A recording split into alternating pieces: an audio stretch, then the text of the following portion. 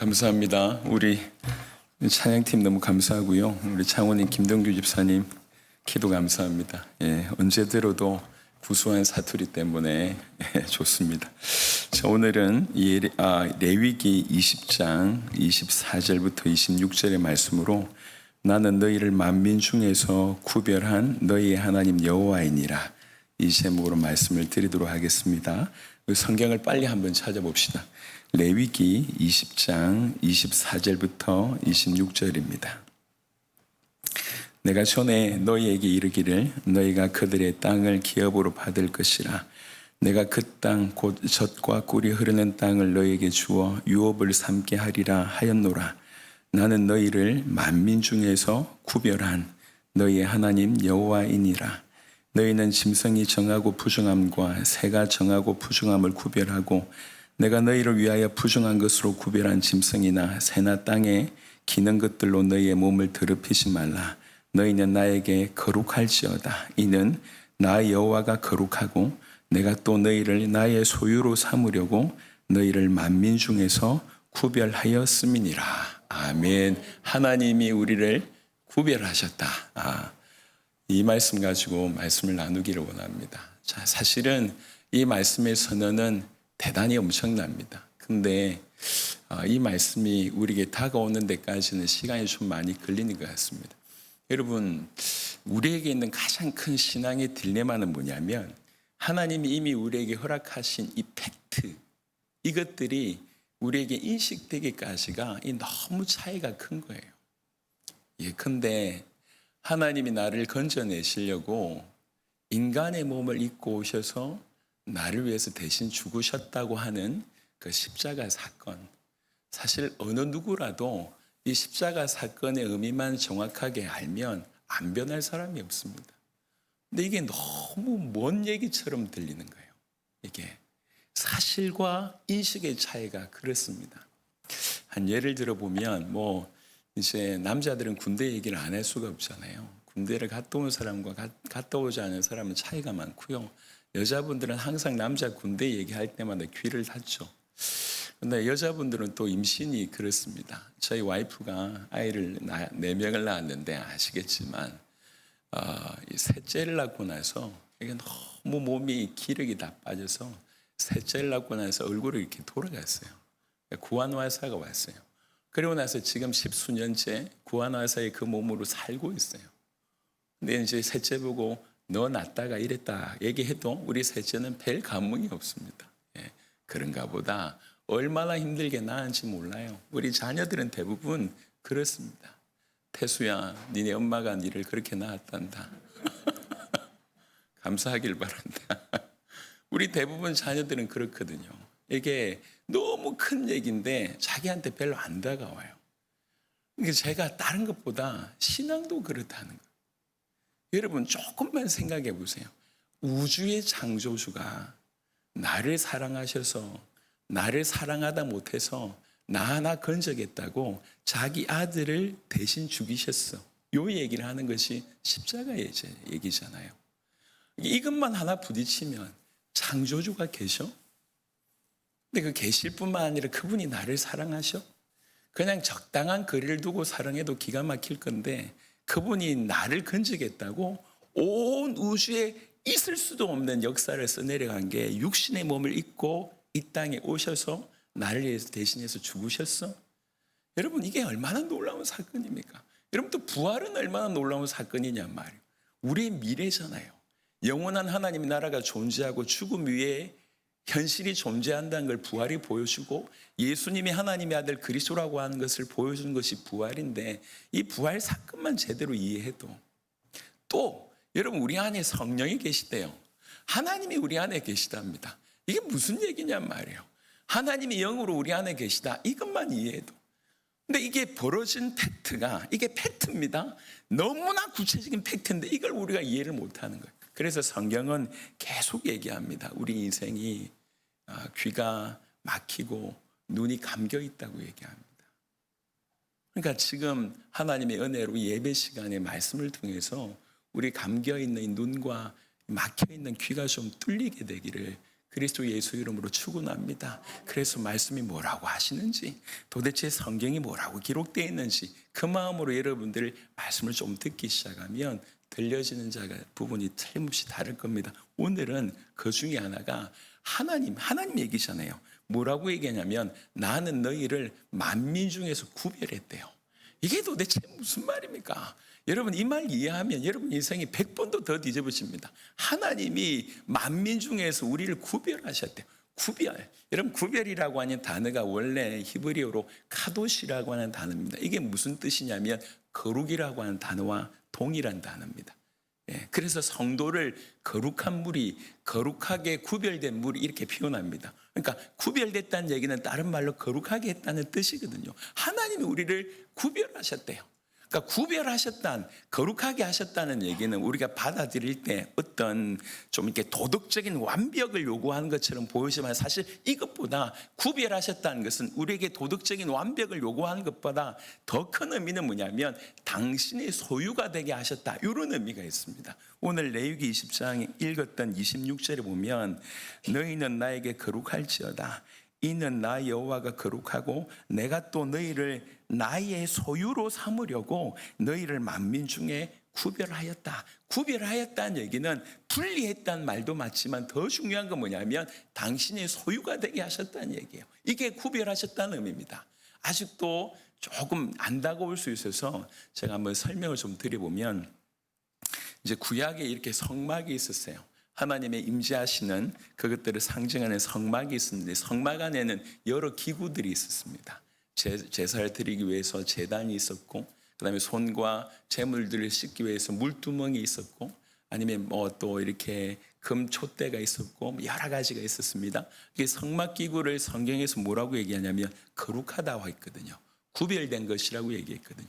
이게 어떤 의미가 있냐면 다른 것에 비해서 하나도 흠이 없다 이런 뜻이 아니에요. 여러분 뭐 기구가 쓰다 보면 이렇게 끓일 수도 있고 할 수 있잖아요. 근데 거룩하다고 표현했어요. 이 말은 단순히 다른 것보다 흠이 없다는 얘기가 아니고 하나님께서 다른 용도에는 쓸 수 없게끔 따로 구분했다는 거죠. 다른 용도로는 절대로 쓸 수 없게 따로 세웠다는 얘기입니다. 이게 구별했다는 얘기예요. 이게 거룩하다는 얘기예요. 그래서 성막 기구만 보더라도 구별했다, 거룩하다는 얘기는 딴 게 아니라 이 완벽하다는 의미보다는 하나님께 소유가 돼 있다, 하나님께 전적으로 소유가 돼 있다는 그 의미입니다. 그래서 이런 의미로 우리를 구별했다는 말은 이렇게 해석할 수 있습니다. 이제부터 우리는 주님만을 위해 존재하는 자다라고 한 뜻이 내가 너를 구별했다고 하는 뜻입니다. 마치 성막 기구처럼. 얼마든지 그 안에는 흠이 있을 수 있고 뭔가를 하다 보면 끓길 수도 있고 그 다음에 부족한 부분이 있는데도 불구하고 성막 기구들을 거룩하게 했다는 거죠. 구별했다는 거죠. 그 말은 주님의 소유라는 거예요. 주님 것이라는 거예요. 주님 것. 그래서 주님 것이라는 말은 다른 말로 다른 용도로는 절대로 쓸 수 없게 따로 세웠다는 얘기예요.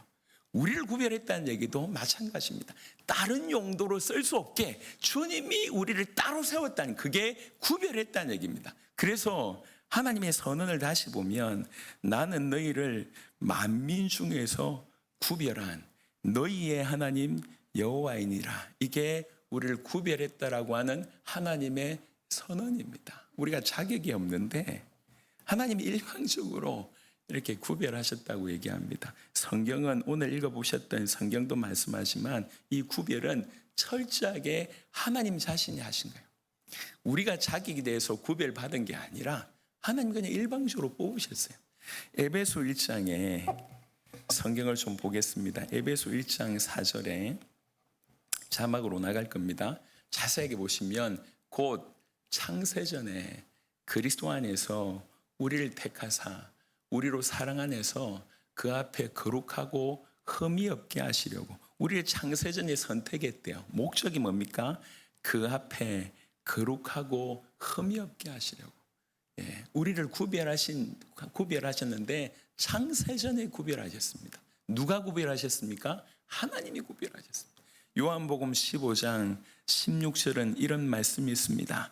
너희가 나를 택한 것이 아니요 내가 너희를 택하여 세웠나니 이는 너희로 가서 열매를 맺게 하고 또 너희 열매가 항상 있게 하여 내 이름으로 아버지께 무엇을 구하든지 다 받게 하려 함이라. 자격이 돼서 우리를 하나님이 선택하신 것이 아니라 하나님이 일방적으로 우리를 선택하셨습니다. 우린 자격이 없잖아요. 제가 기도하면 할수록 주님 앞에 가까이 가면 갈수록 부족한 것만 너무 드러나요. 나 좀 괜찮은 놈인 줄 알았거든요. 그렇지가 않더라고요. 가리워져서 내가 내 죄를 못 봤을 뿐이지 가까이 가면 가까이 갈수록 우리 안에 있는 어둠이 계속 드러납니다. 이런 나를 선택하셨다. 사실 이게 너무 큰 차이가 있는 거예요. 하나님 너무 높으신 분이고 난 너무 형편없는 놈인데 하나님 나를 보시고 창세전부터 나를 선택하셨고 창세전부터 나를 구별하셨다. 이게 이해가 안 되는 거예요. 근데 어느 날 이 사실이 믿어지는 순간 우리 무너지는 겁니다. 완전히 무너져서 하나님의 사람으로 쓰임받을 수밖에 없는 겁니다. 히브리 10장 10절은 이렇게 얘기합니다. 이 뜻을 따라 예수 그리스도의 몸을 단번에 들이심으로 말미암아 우리가 거룩함을 얻었노라. 여러분, 우리가 거룩함을 얻는 근거는 오직 그리스도 예수의 그 피 때문에 그렇습니다. 그 그리스도와 연합되었기 때문에 거룩함을 얻게 된 것입니다. 우리의 노력이 아니고 우리의 자격이 아닙니다. 10장 14절에는 그가 거룩하게 된 자들을 한 번의 제사로 영원히 온전케 하셨느니라. 여러분, 이 선언을 믿으시길 바랍니다. 분명히 말씀드립니다. 저는 한 번 구원은 절대로 변개될 수 없다고 생각합니다. 구원은 그런 게 아니에요. 변할 수 있는 수준이 있는 게 아닙니다. 한 번의 제사로 영원히 온전하게 하셨느니라. 우리 주님이 우리에게 하신 일이에요. 한 번 거룩하게 된 자들인 우리에게 얘기하셨습니다. 그리스도와 연합된 우리에게 얘기하셨습니다. 고린도전서 6장 19절부터 20절에는 지금 제가 여러분에게 뭔 얘기를 하고 있냐면 구별하셨는데 누가 하셨냐? 내가 괜찮아서 구별된 것이냐? 아니란 거예요. 하나님 자신이 우리에게 구별하셨다. 지금 그 얘기를 하고 있습니다. 너희 몸은 너희가 하나님께로부터 받은 바 너희 가운데 계신 성령의 전인 줄을 알지 못하느냐? 너희는 너희 자신의 것이 아니라 값으로 산 것이 되었으니 그런즉 너희 몸으로 하나님께 영광을 돌리라. 우리를 성전 삼으셔서 주의 성령께서 우리 안에 거하시기 때문에 우리가 거룩하게 된 것입니다. 그게 성경의 선언입니다. 다른 용도에 절대로 쓸 수 없게끔 따로 세우신 우리 주님, 그게 우리가 구별받은 자입니다. 여러분, 이 구별한 자에게 주께서 주시는 여러 가지 은혜가 있는데요. 그 중에 가장 큰 은혜는 이것입니다. 출애굽기 19장 5절 6절에 보면 이런 얘기가 있습니다. 출애굽기 19장 5절 6절에 세계가 다 내게 속하였나니 너희가 내 말을 잘 듣고 내 언약을 지키면 너희는 모든 민족 중에서 내 소유가 되겠고 너희가 내게 대하여 제사장 나라가 되며 거룩한 백성이 되리라. 너는 이 말을 이스라엘 자손에게 전할지니라. 여러분, 구별된 자에게 하나님 주시는 최고 은혜는 뭐냐면 당신을 우리에게 알리신다는 거예요. 당신의 임재가 우리 가운데 있다는 것입니다. 고린도전서 3장 16절에 너희는 너희가 하나님의 성전인 것과 하나님의 성령이 너희 안에 가시는 것, 너희 안에 계시는 것을 알지 못하느냐? 하나님은 구별하신 백성과 자신의 임재를 나누십니다. 구별하신 백성에게 자신의 임재를 알리십니다. 당신을 계시해 주십니다. 그러니까 구별하신 백성에게 계속 하나님 자신을 알리시기 때문에 더욱더욱 깨닫는 일이 벌어지는 겁니다.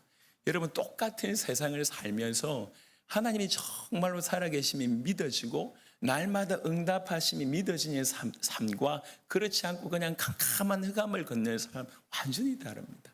여러분, 오늘도 어려움 중에도 하나님 나에게 기막힌 응답을 주셨다라고 깨닫고 하루를 건너는 사람과 한만 생각해도 하나님 살아계신지 모르겠다고 생각하는 사람들의 하루는 완전히 다른 하루입니다. 완전히 다른 하루. 하나님이 구별된 백성에게 자기를 알리십니다. 그게 구별된 자가 받은 축복입니다. 그리고 또 한 구절에 베드로전서 2장 9절에는 이런 구절이 있습니다. 그러나 너희는 택하신 족속이요 왕 같은 제사장들이요 거룩한 나라요 그의 소유가 된 백성이니 이는 너희를 어두운 데서 불러내어 그의 기이한 빛에 들어가게 하신 이의 아름다운 덕을 선포하게 하려 하심이라. 구별하신 목적이 있어요. 구별하신 목적이 뭐냐면 베드로전서 2장 9절 후반절에 보니까 아름다운 덕을 선포하게 하려 하심이라. 하나님은 우리를 통해서 그분의 성품과 복음을 드러내는 통로로 사용하기를 원하십니다. 그래서 우리의 모습과 그분의 성품, 그분의 임재, 그분의 영광이 이렇게 맞닿아 있습니다. 우리의 모습이 하나님의 명예와 직관적으로 연결되어 있다고 말씀드리고 있습니다. 여러분, 구별받았다. 이게 너무 큰 은혜입니다. 하나님이 나를 따로 부르셨다. 따로 구별하셨다. 여러분, 이 구별하심은 사실은 영원까지 갑니다. 요한복음 10장 28절부터 29절, 오늘 성경 구절을 일부러 조금 제가 이제 준비하다 보니까 이거 전달하고자 싶은 성경 구절이 너무 많은 거예요. 제가 이 구별받았다, 이걸 얼마나 어떻게 설명할까 고민하다가 일단 성경을 알리자, 성경 구절부터 좀 전달하자, 이런 생각으로 오늘 좀 유달리 우리 성경을 많이 볼 겁니다. 요한복음 10장 28절부터 29절에 내가 그들에게 영생을 주노니 영원히 멸망하지 아니할 것이요 또 그들을 내 손에서 빼앗을 자가 없느니라. 주님의 소유가 됐다. 이게 구별된 자입니다. 그 자들은 절대로 그 누구도 그 주님의 손에서 빼앗을 수가 없습니다. 그들을 주신 내 아버지는 만물보다 크심에 아무도 아버지 손에서 빼앗을 수 없느니라. 여러분이 구별된 자의 안전은 영원한 보존입니다. 우리 주님이 구별하셔서 끝까지 당신의 소유로 삼으십니다. 저와 여러분들이 받은 복이 이러합니다. 그래서 만민 중에서 하나님이 나를 구별하셔서 당신의 소유가 되게 하셨다. 여러분, 당신의 소유가 되게 하셨기 때문에 내가 거룩하니 너희도 거룩하라, 이렇게 얘기하셨어요. 여러분, 이것이 먼저입니다. 내가 존재론적으로 거룩하게 됐다고 인정이 될 때 거룩한 삶을 살 수 있습니다. 하지만 이게 인정이 되지 않으면 거룩이라고 하는 삶은 우리하고 무관해요. 하지만 이것이 인정이 되게 됐을 때 나의 존재에 맞게끔 그 구별된 삶, 거룩한 삶이 나올 수밖에 없다는 것입니다. 그래서 오늘 많은 얘기를 들으시겠지만 오늘 이 한 구절을 깊이 생각하시면 좋겠습니다. 하나님이 나를 만민 중에서 구별하셨다.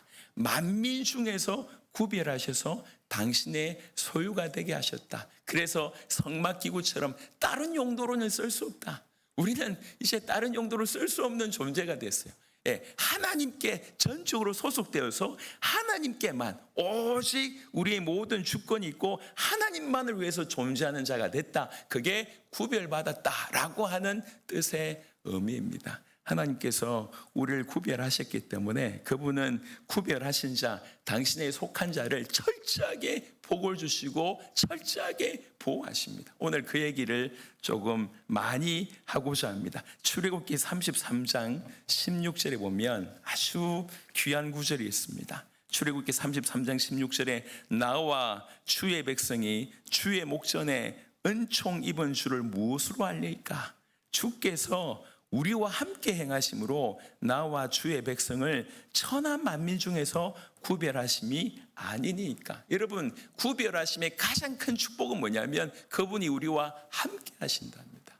우리와 함께 24시간 우리의 모든 순간에, 가장 절박한 순간에, 가장 어려운 순간, 가장 기쁨의 순간에 우리 주님이 우리와 함께 하신다고 얘기합니다. 하나님께 속한, 하나님께 구별된 그 자에게 하나님의 보호가 있고요, 하나님의 공급이 있고요, 하나님의 인도가 있고요, 하나님의 영광이 그 안에 있습니다. 하나님께 속했기 때문에 그는 하나님의 자녀라고 부르심을 받게 되고 언약을 상속받게 되는 일이 벌어집니다. 그뿐만 아니라 그가 기도하면, 하나님께 속한 그가 기도하면, 구별된 그가 기도하면 우리 주님이 응답하시고요, 그의 삶을 인도해 주십니다. 시편 25편을 잠시 보겠습니다. 시편 25편 12절입니다. 시편 25편 12절에 여호와를 경외하는 자 누구냐? 그가 택할 길을 그에게 가르치시리로다, 이렇게 됩니다. 그가 택할 길, 여호와를 경외하는 자가 택할 길을 그에게 우리 하나님이 가르쳐 주신답니다. 하나님이 말씀으로 인도하십니다. 여러분, 우리가요 그냥 평범한 하루를 보낼 때 하나님의 인도를 받는다는 거 참 쉽지 않습니다. 어제와 다를 것 없는 오늘 보내면서 하나님 나를 인도해 주십시오라고 기도할 수 있는 사람은 깨어있는 사람입니다. 예, 꼭 그런 기도를 드리면서 하나님의 인도를 받는 여러분들 되시기를 그리스도 예수 이름으로 축원합니다. 중요한 일이 있을 때 하나님의 인도를 받는 것은 할 수 있습니다. 또 반드시 그러하셔야 됩니다. 하지만 중요한 일, 그다음에 위급한 상황, 아니면 꼭 풀어내야 될 그 모든 것뿐만 아니라 어제와 다를 바 없는 평범한 삶을 살면서도 하나님 오늘도 나의 길을 인도해 달라고 기도하는 사람이 깨어있는 사람입니다. 하나님이 그 기도를 들으실 줄 믿습니다. 자, 이 시간에는 저와 여러분들이 너무 많기 때문에 그냥 성경 한번 찾아보셨으면 좋겠습니다. 제가 오늘 여러분들에게 꼭 알려드리고 싶은 구절이 있습니다. 시편 91편입니다. 하나님이 구별하신 자, 하나님께 속한 자, 하나님의 소유된 자를 하나님께서 어떻게 보호하시는지에 대한 내용입니다. 우리가 구별되어서 그분에게 속하면, 그분의 소유가 됐으면 반드시 이런 복이 있습니다. 이런 복 꼭 기억하시길 바랍니다. 시편 91편 1절부터 16절 보겠습니다. 지존자의 은밀한 곳에 거주하며 전능자의 그늘 아래에 사는 자요. 구별된 자가 바로 이런 자거든요. 그런 자는 나는 여호와를 향하여 말하기를 그는 나의 피난처요 나의 요새요 내가 의뢰하는 하나님이라 하리니. 우리가 다 이런 고백을 해야 됩니다. 그렇지, 내가 구별됐다고 얘기하는 것은 내가 그분에게 소유됐다는 얘기인데, 소속됐다고 얘기하는데, 그러면 당연히 우리는 주님이 나의 피난처시고 나의 요새고 내가 의뢰하는 하나님이다라고 우리가 고백해야 된다는 겁니다. 그러면 무슨 일이 벌어지냐? 이는 그가 너를 새 사냥꾼의 올무에서와 심한 전염병에서 건지실 것이라. 사냥꾼의 올무에서 그다음에 심한 전염병에서 건지실 것이라. 그가 너를 그의 깃으로 덮으시리니 네가 그의 날개 아래 피하리로다. 그의 진실함은 방패와 손방패가 되시나니. 그가 방패가 되신다고 얘기합니다. 그 다음 구절 보세요. 너는 밤에 찾아오는 공포와 낮에 날아드는 화살과 어두울 때 퍼지는 전염병과 밝을 때 닥쳐오는 재앙을 두려워하지 아니하리로다. 여러분, 평범한 것 같지만 우리 인생에 이런 일들이 숱합니다. 밤에 공포가 찾아오고 낮에 화살이 날아오고, 그리고 또 어두울 때 전염병이 퍼지는 것이 오고 밝을 때 재앙이 닥쳐오고, 이런 일들이 우리 인생길에 너무 많습니다. 그것을 두려워하지 아니하게 된다는 거죠.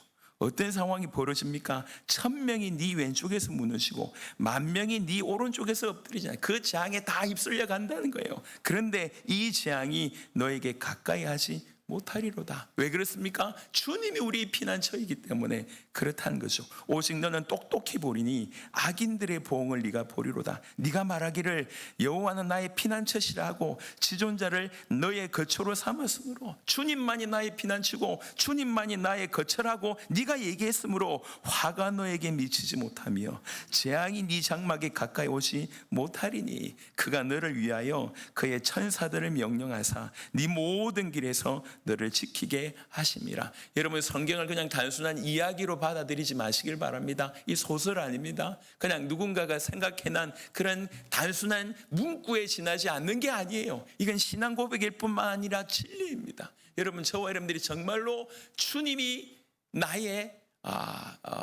주님이 나를 구별하셨고 내가 그분에게 소속되어 있는, 내가 그분의 소유라고 한 것을 진실로 깨닫고 주님만이 나의 피난처시고 나의 거처라고 정말로 고백한다고 하면, 그분만이 내가 의뢰할 뿐이라고 고백한다고 하면 이런 일이 일어난다는 겁니다. 12절에 그들의 손으로 너를 붙들어 발이 돌에 부딪히지 않게 하리로다. 천사가 이렇게 한다는 거죠. 이걸 사단이 이 구절을 이용해서 예수님을 시험했던 바로 그 구절 아닙니까? 실제로 그러합니다.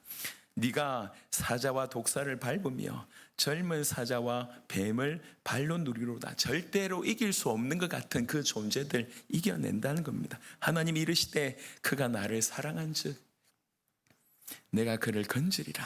그가 내 이름을 안즉 내가 그를 높이리라. 그가 내게 간구하리니 내가 그에게 응답하리라. 그들이 환난 당할 때에 내가 그와 함께하여 그를 건지고 영화롭게 하리라. 건지는 데서 그치지 않고 영화롭게 하리라. 내가 그를 장수하게 함으로, 끊어질 것 같은데 장수하게 함으로 그를 만족하게 하며 나의 구원을 그에게 보이리라 하시도다. 아멘. 하나님의 임재가 우리의 보호가 된다고 성경은 이렇게 얘기하고 있습니다. 여러분, 우리가 구별받았다라고 하는 그 많은 축복 중에 몇 가지를 얘기했어요. 구별받았다. 즉 우리 소속이 하나님께 전환됐다. 이게 도대체 뭘 의미하느냐? 이것이 의미하는 바가 얼마나 크겠습니까? 그 중에 그분이 우리를 구별하셨기 때문에 우리를 보호하신다. 요 얘기를 제가 조금 말씀드렸을 뿐입니다. 시편 91편이 그 얘기예요.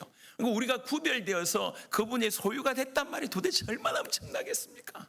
그 안에 구별받은 자를 주께서 보호하신다는 말만 하더라도 이렇게 어마어마한데, 베드로전서 1장 5절에는 이런 말씀이 있습니다. 너희는 말세에 나타내기로 예비하신 구원을 얻기 위하여 믿음으로 말미암아 하나님의 능력으로 보호하심을 받았느니라. 하나님이 당신의 능력으로 우리를 보호하신다고 얘기합니다. 하나님은 살아계시고 그분의 능력은 전능하십니다.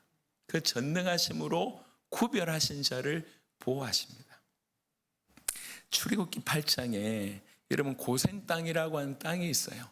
아시겠지만 이스라엘 백성이 이제 이렇게 요셉 중심으로 해서 애굽에 이제 들어가게 됩니다. 그래서 그 고센 땅에 정착하게 됩니다. 430년 후에 출애굽할 무렵에 하나님께서 이스라엘 백성들에게 끄집어내기 위해서 이렇게 기적을 일으키셨어요.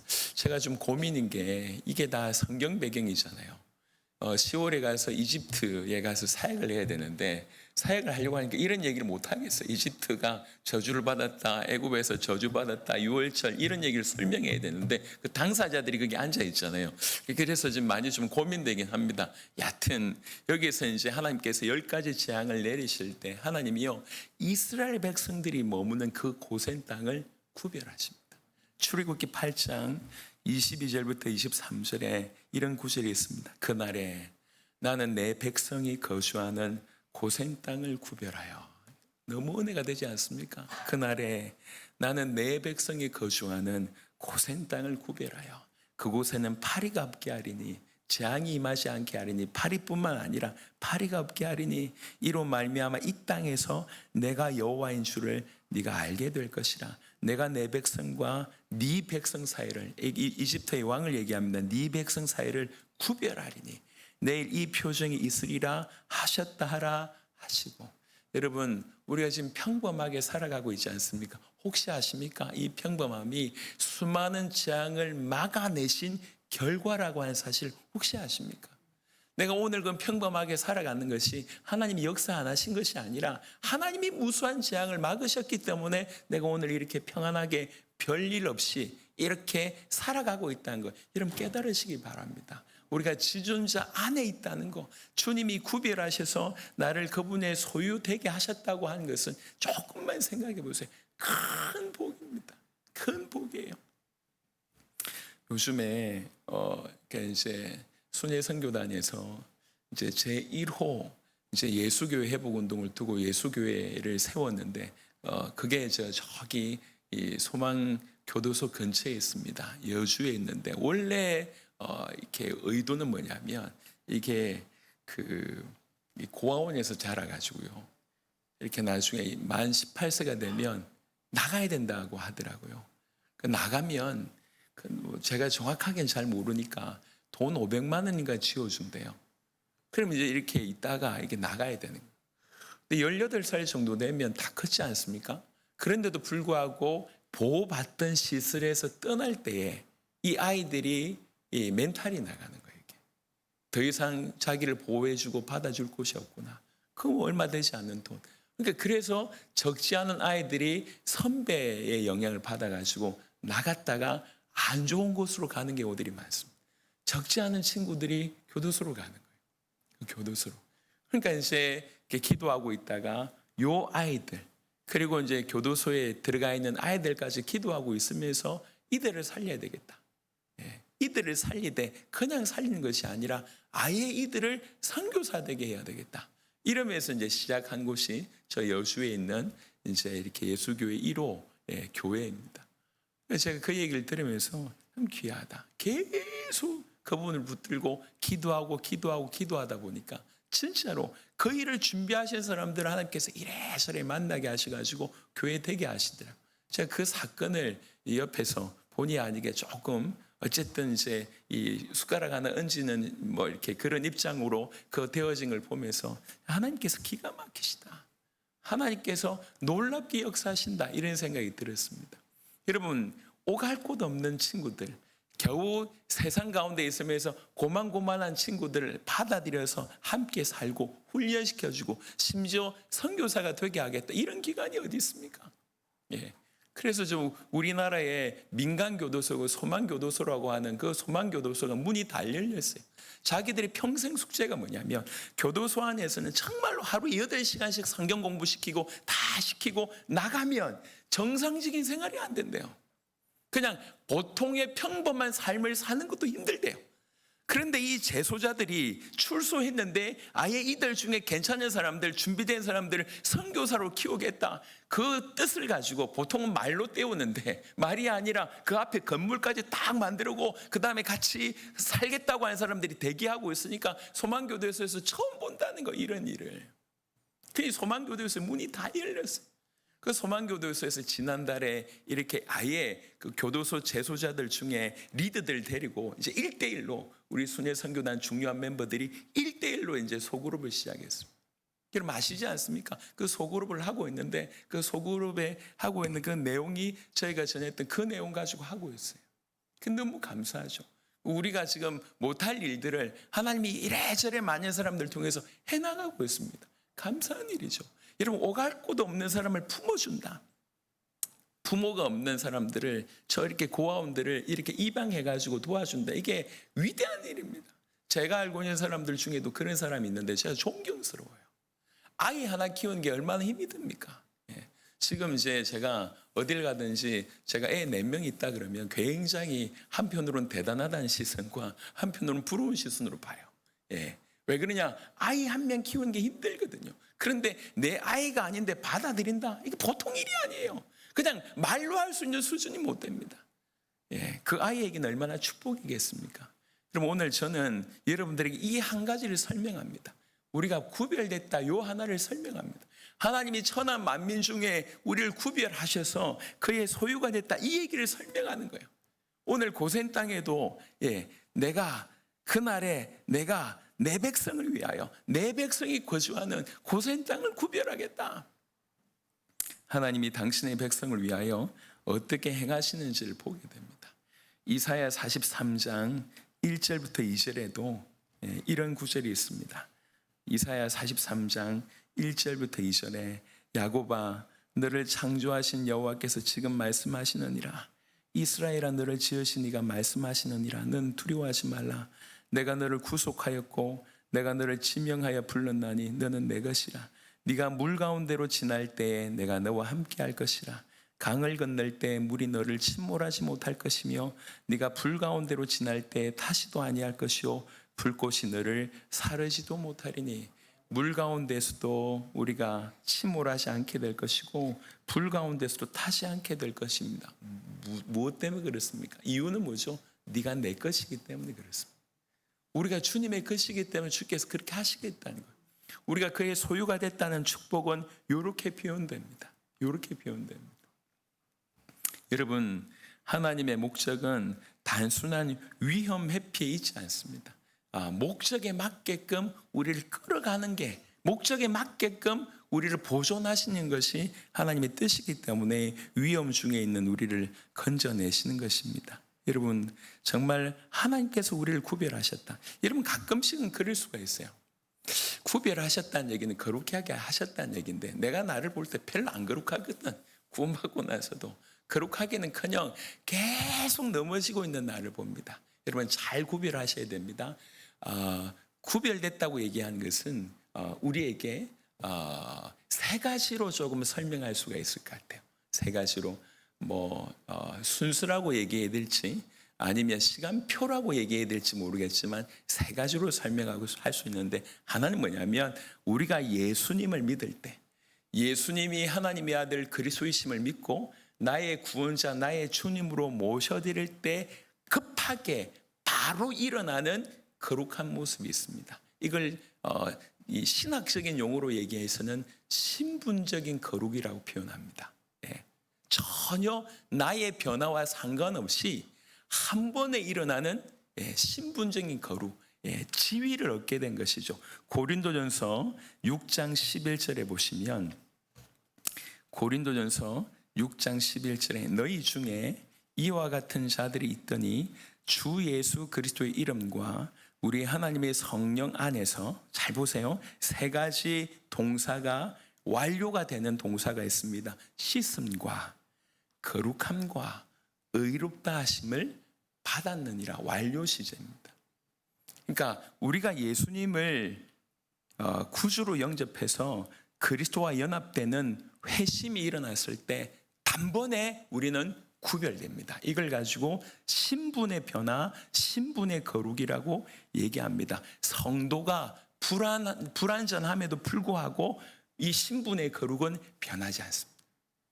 신분의 변화가 신분의 거룩입니다. 신분의 구별이 일어났다는 것, 이게 우리에게 일어난 것입니다. 그리고 두 번째, 이 신분의 거룩이 일어난 자를 통해서 우리 삶에 하나님이 점차적으로 거룩하게 만들어 가십니다. 이거를 신학적인 용어로 성화라고 얘기합니다. 점진적인 변화라고 얘기하죠. 성령은 이미 구별된 자를 지금 거룩하게 하십니다. 그래서 구원받은 자가 거룩에 관해서, 성화에 대해서 관심이 없다고 얘기한다고 하는 것은 정말로 구원받았는지를 돌이켜봐야 됩니다.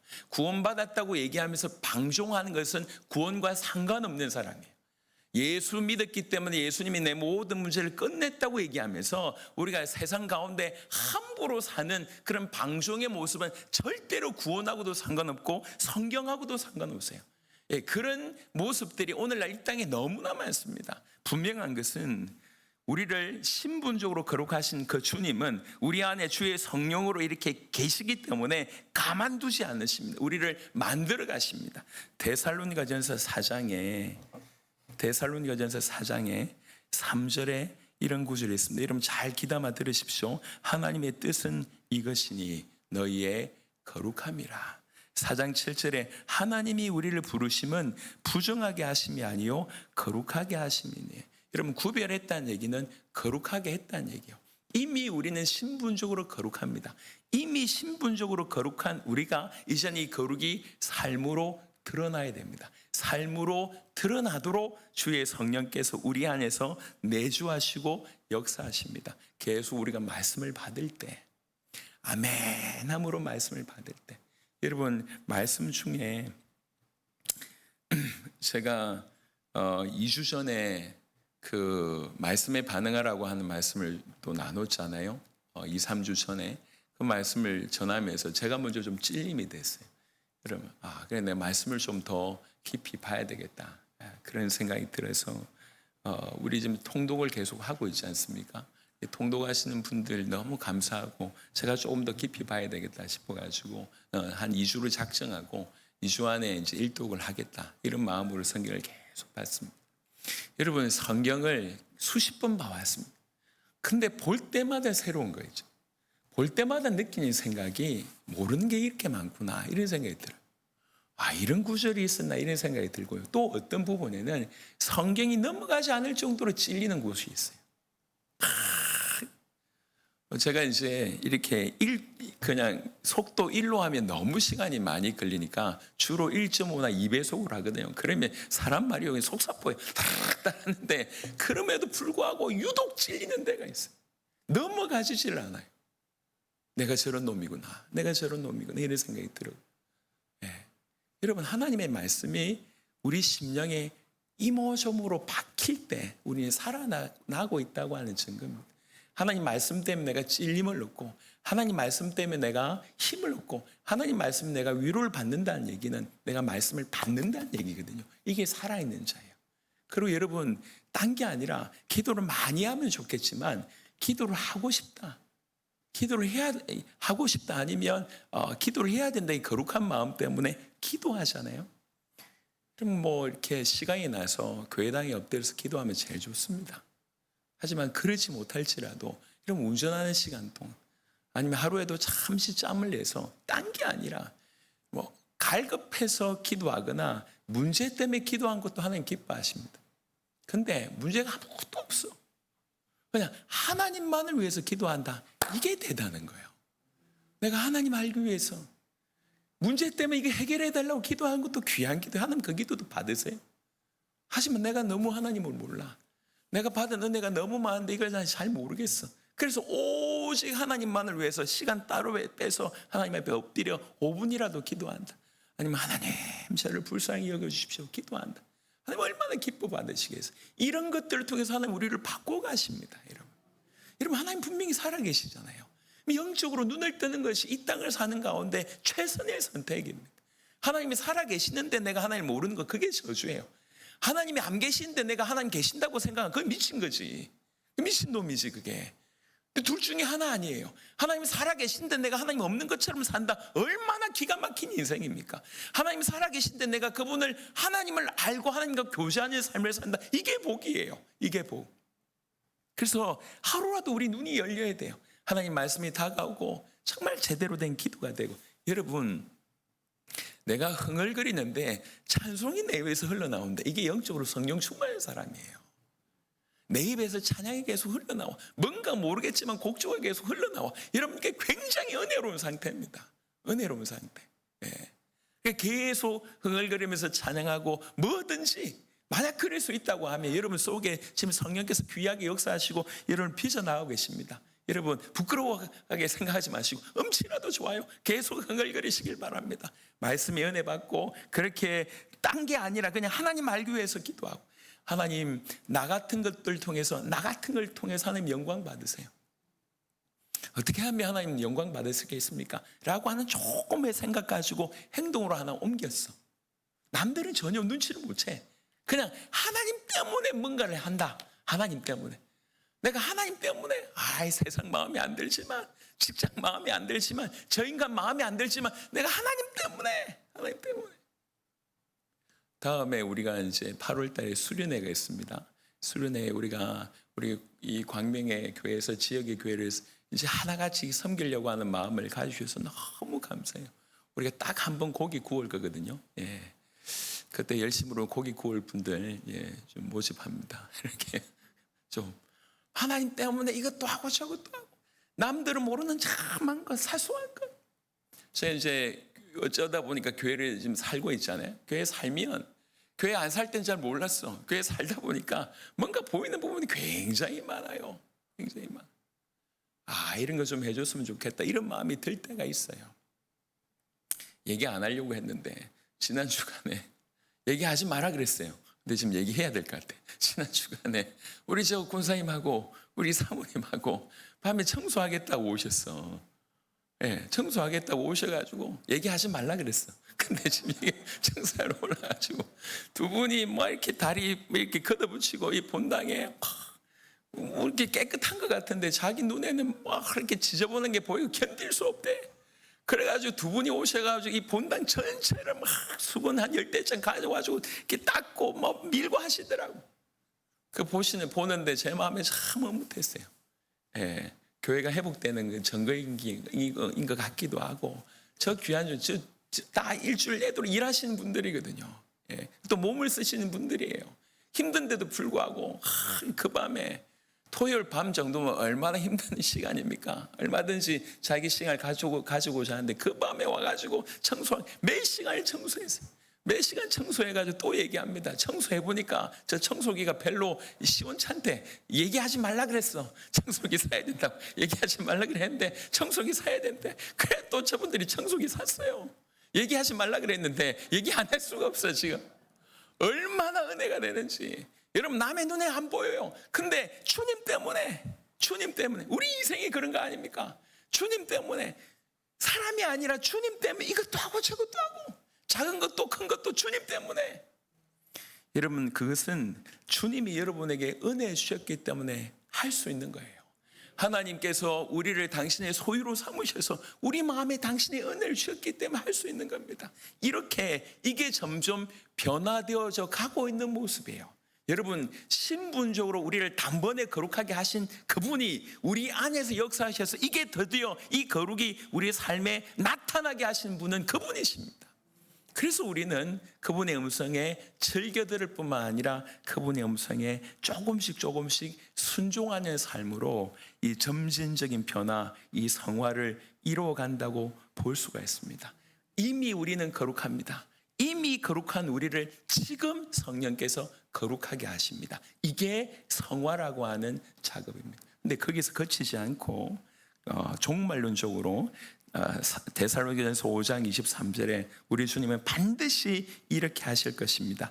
평강의 하나님이 친히 너희를 온전히 거룩하게 하시고 또 너희의 온 영과 혼과 몸이 우리 주 예수 그리스도께서 강림하실 때에 흠없게 보존되기를 원하노라. 우리는 마침내 우리 영과 몸이 완전히 구별된 상태가 되는 것입니다. 현재 구별된 것은 미완성의 상태입니다. 완전한 구별은 주님 다시 오실 때, 재림 때 이루어집니다. 그래서 구별은 이미 시작되었고 지금 진행 중이고 영원히 완성될 것입니다.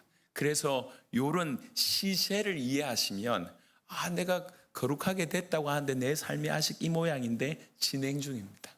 진행 중. 위로받으시길 바라고요. 또 나도 진행 중이지만 우리 주변에도 다 진행 중입니다. 그래서 예수 믿는 자가 왜 그래? 라고 정지하지 마세요.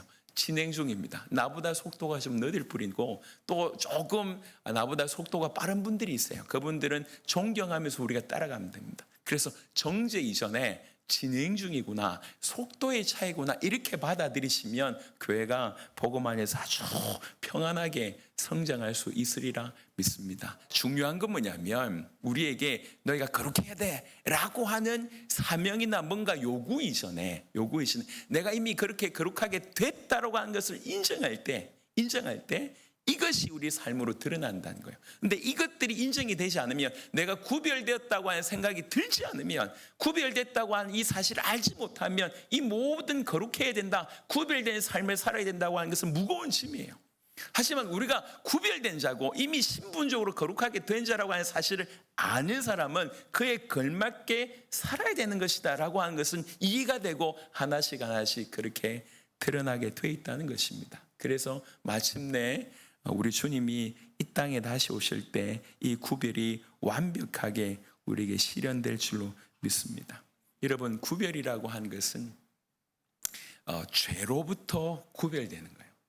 그러니까 옛사람으로부터 단절되는 겁니다. 그래서 디모데후서 2장 21절은 이제 구별된 삶에 대해서 짧게 말씀드리면, 디모데후서 2장 21절에 그러므로 누구든지 이런 것에서 자기를 깨끗하게 하면이라고 되어 있습니다. 이런 것에서 자기를 깨끗하게 하면 귀히 쓰이는 그릇이 되어 거룩하고 주인의 쓰심에 합당하며 모든 선한 일에 준비함이 되리라. 여러분, 복음적인 것이 아니라고 여겨지는 것은 여러분의 삶에서 제거하는 작업, 떼어내는 작업을 하시길 바랍니다.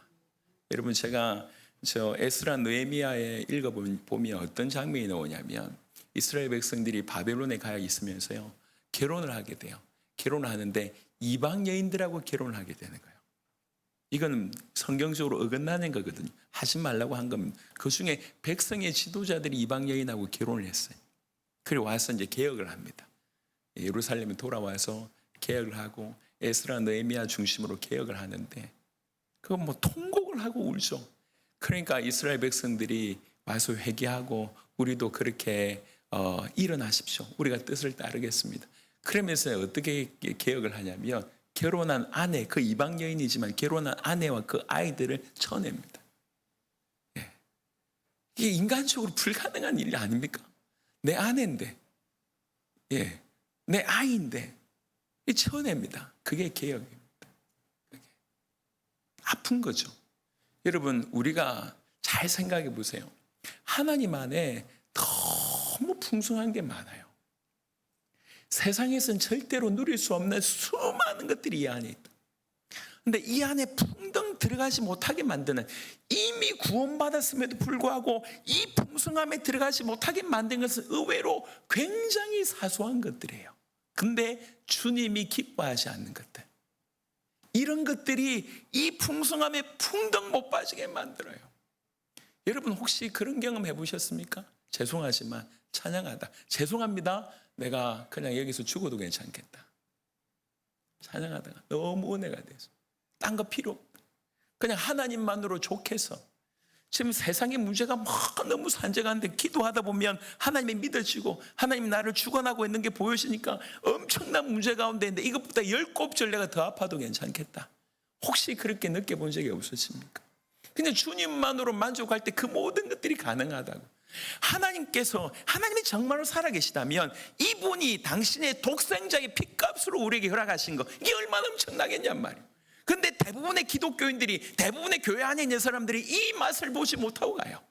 왜 이 맛을 못 봐냐? 구원받았음에도 불구하고 정말 알고 보면 별거 아닌 것 때문에 막혀 있어요. 습관적인 자그마한 죄들, 아니면 주님께서 명령하신 것들에 대한 습관적인 불순종, 대단한 것도 아니에요, 엄청난 것도 아니에요, 아무것도 아닌데 그게 다 매여 있어요. 다 매여. 제가 요즘에 교회 예배 보면서 참 감사한 게, 우리 예배 드리기 전에 분위기가요, 이제는 광명의 교회가 예배 드리기 전에 기도하는 분위기였어요. 분위기가 조금씩 되고 있어요. 우리 태수야, 네 엄마가 먼저 이렇게 시작했단다. 우리 박현아 장로님이 먼저 엎드려서 막 몇십 분 전부터 혼자서 막 기도하는 거예요. 언젠가부터. 그러더니 우리 장로님들이 막 하더니 또 되고, 분위기가 이제 기도한 분위기가 됐어요. 제가요, 오늘은 너무 놀랍더라고. 아니 어떻게 됐지? 광명의 교회가 이러면 안 되는데 갑자기 교회가, 이제 저 뒤에 계신 분도 앞으로 오시길 바랍니다. 이제 우리 뒤에 예배드리는 분위기 없도록 분위기가 너무 많이 좋아지고 있어요. 이야, 참 감사하다는 생각이 들어요. 이게 여러분 아무것도 아니거든요. 근데 아무것도 아닌 습관적인 불신앙, 습관적인 자그마한 죄들이 우리를 이 풍성함 속에 못 들어가게 만들어요. 기도해야 되는데 하면서 평생 기도하지 않고, 하루에 5분만이라도 진실하게 엎드려보서 주님 은혜 주시는지 안 주시는지 해보시라. 아니, 술 끊어야 되는데, 담배 끊어야 되는데, 안 끊어도 괜찮아요. 하지만 하나님 앞에 한 분, 그러니까 대단한 게 아니야. 대단한 게 아닌데 이걸 다 포기해요. 제 말이 안 맞습니까? 잘 생각해 보세요. 도대체 여러분들이 뭘 지키고 있습니까? 왜 이 깊이 속에 못 들어가고 있냔 말이에요. 뭔가 이렇게 대단한 거 아닌 것들을 붙들고 깊이 못 들어가고 있습니다. 조금만 그것을 넘어가면, 그래서 얘기합니다. 이런 것에서 자기를 깨끗하게 해라. 이런 불신앙에서, 이런 불순종에서, 복음적인 게 아닌 거에 대해서, 하나님에 대해서 반대적인 거에 대해서, 성경이 말하고 있지 않은 것들에 대해서, 이런 것들에서 깨끗하게 해라. 떼내라. 제거해라. 습관적으로. 이러면 하나님께서 귀히 쓰는 그릇이 되고 거룩하고 주인의 쓰심에 합당하며 모든 선한 일에 준비함이 되리라. 모든 선한 일에 준비함이 되리라는 얘기는 그렇게 하시겠다는 거죠. 놀랍게. 그게 옛 사람과의 단절이 사실 구별을 의미합니다. 그리고 또 한 구절은요, 요한복음 17장 15절부터 19절, 이 부분도 우리가 좀 잘 생각해 볼 필요가 있습니다.